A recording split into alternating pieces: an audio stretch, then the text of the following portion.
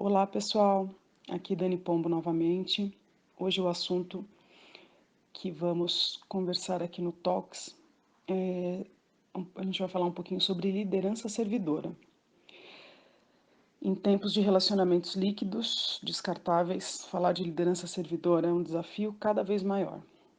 E eu digo isso porque, apesar do incontável crescimento dos cursos para ensinar liderança, a gente sabe que pouco avançou no que toca à tolerância. Parece um jeito romântico de ver a gestão de pessoas, e como estamos falando de autogestão na era da transformação digital, a reflexão aqui é como vamos preparar as pessoas para serem autossuficientes e produtivas.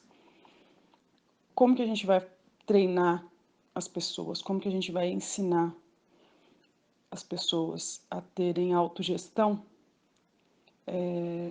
se a gente percebe um grande movimento no mercado onde estão novos líderes estão saindo dos cursos e como que fica essa demanda, né?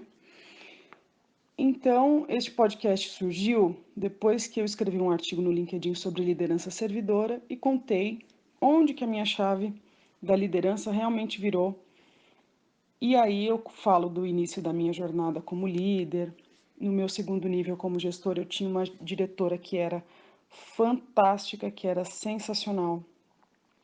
E como coordenadora, na ocasião, era a melhor diretora que eu poderia ter, né? Para fins de desenvolvimento mesmo. E aí tem disponível na internet inúmeros blogs, sites, artigos e vídeos no YouTube dizendo: siga estes X passos para se tornar um líder melhor.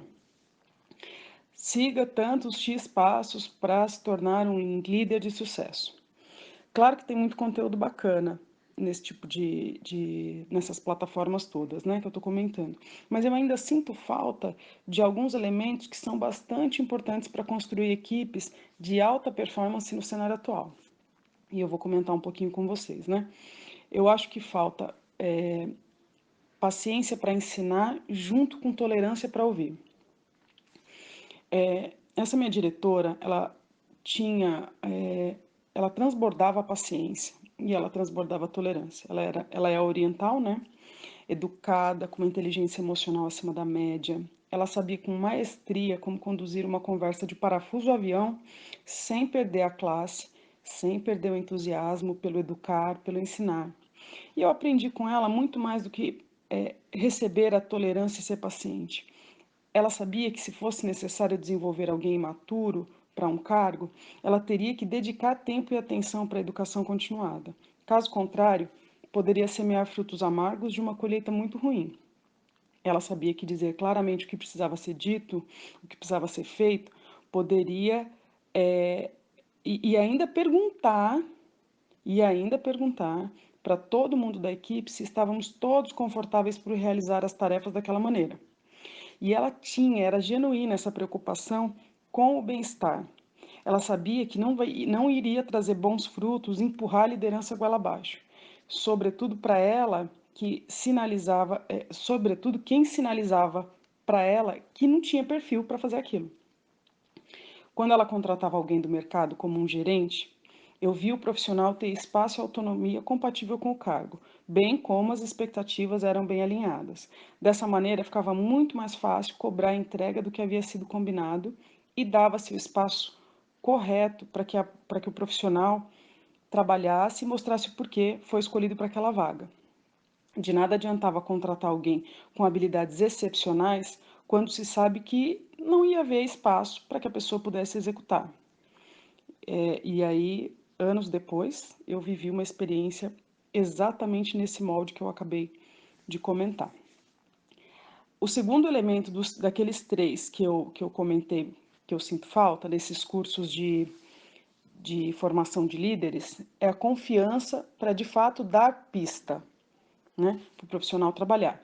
Quando a gente fala em execução, em algumas conversas, ela nos dava orientações sobre como atingir as metas que tínhamos naquela operação e explicava qual era o impacto que teríamos caso não conseguíssemos entregar.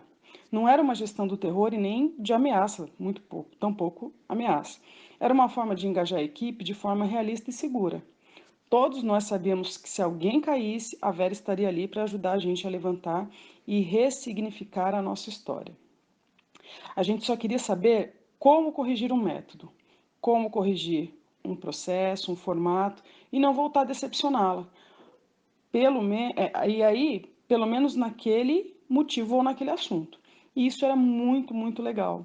Fazia a gente de fato ficar comprometidos enquanto equipe com o resultado como um todo, porque a gente sabia que na hora que a gente fosse comemorar, todo mundo tinha feito parte daquela vitória. Era muito legal. E o terceiro elemento que eu acho que falta é realmente ter paixão sincera por liderar pessoas. Ó, gente, assim, só quem realmente gosta de contato com outras pessoas é capaz de influenciar entusiasticamente um colaborador fazendo decolar. Essa palavra entusiasticamente eu li a primeira vez num livro muito simples que a maioria de vocês devem conhecer, que é O Monge Executivo. E essa palavra faz parte do que o James C. Hunter utiliza para para dizer ali qual é o conceito de liderança, né? E ele, e ele fala que é a capacidade da gente influenciar pessoas entusiasticamente para que elas alcancem um objetivo, de forma reduzida. E aí eu não estou falando da liderança, de uma liderança que existia lá na Revolução Industrial, que tinha como base o autoritarismo. Agora eu falo sobre uma liderança segura, que ensina o comportamento, que canaliza as emoções e trata de forma respeitosa cada dor. E aí vamos falar um pouquinho sobre dor. Todos nós, sem exceção, sentimos dor, medo, culpa, tristeza, amor, coragem. Se somos tão plurais, como conseguimos atuar em vagas com liderança de times, conduzindo colaboradores que estão desmotivados? Hoje eu acredito muito mais no motor operacional das pessoas que tenham laços afetivos lá fora, muito mais fortes do que são aqui dentro. Eu não sei se isso fica muito claro, mas eu percebo que assim, quando eu viro para a pessoa ali no meu dia a dia e falo assim, olha, faz isso por mim, me ajuda, nananana, a pessoa não tem um vínculo comigo. O laço mais forte dessa pessoa, ele não é comigo. Ele muito provavelmente é com alguém da sua família, marido, esposa, filhos, pai, mãe, objetivos pessoais que são muito mais fortes e que de fato movimentam esse motivo inabalável da pessoa, sabe? Quando a gente pensa em filhos, dificilmente tem alguma limitação mental sobre o que faríamos se caso fosse necessário. Tipo, quando você fala para a pessoa assim, olha, me ajuda a fazer tal coisa, e aí, se ela não vislumbra que às vezes fazer aquela coisa é deixar o filho dela ali confortável, ela tem que fazer um link entre a vida dela e a vida profissional, e aí as coisas começam a ter um pouco mais de sentido. No futuro próximo, eu penso que as pessoas terão chance de mostrar desenvoltura em caráter, mesmo quando ninguém estiver olhando. E assim, atribuindo um score, fazendo uma avaliação de desempenho. A gente vai continuar medindo as equipes com números e indicadores, só que a gente vai continuar sem tempo e nem vontade para tratar os pontos de desenvolvimento pessoal desses colaboradores. Então a gente vai ter que encontrar uma forma de trazer os elementos de caráter que nós já temos hoje para dentro da liderança. Então eu penso que, voltando lá nos três elementos, né? A paciência para ensinar, a tolerância para ouvir, a paixão efetiva pelas pessoas, por desenvolver as pessoas, e também a confiança para deixar com que os profissionais de fato trabalhem, né? Aí tem aí algumas características, né, que são oriundas de líderes cativantes, normalmente encontradas em líderes cativantes, que podem ser líderes que sabem escutar, são acessíveis, capacitam os outros, elogiam e celebram vitórias, delegam tarefas, reagem na hora certa, admitem os próprios erros. Eu acho que isso é um conjunto que já faz parte do mundo corporativo.